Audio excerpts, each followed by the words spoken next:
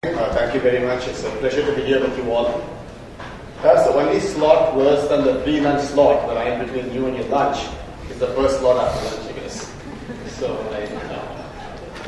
I think people want me to get on really quickly and get out of the way.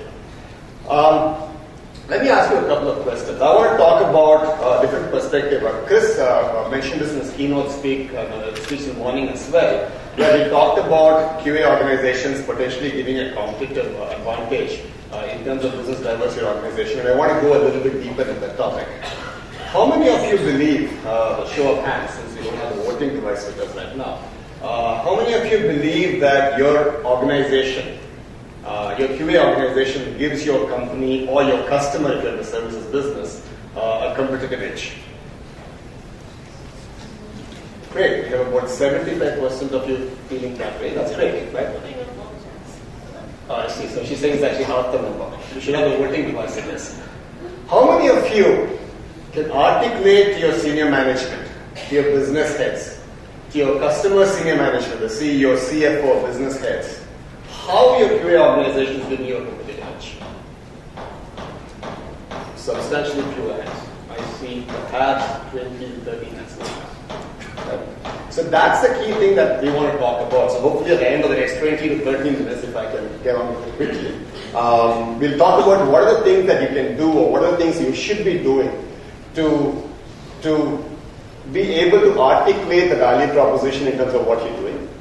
And secondly, to do the right kinds of things that actually drive business and competitive value. The two kind of go hand in glove with each other.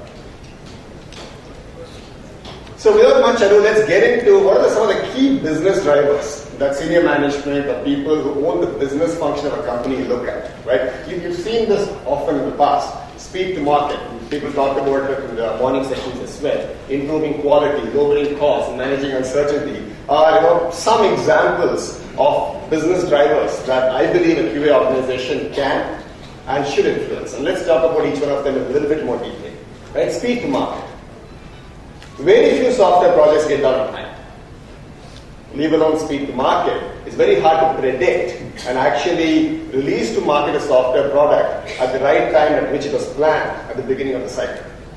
And oftentimes QA being the goalkeeper, QA being the last resort before which the product goes out, you're at the wrong side of the equation when it comes to getting the product out. The pressure is on you at the 12th hour.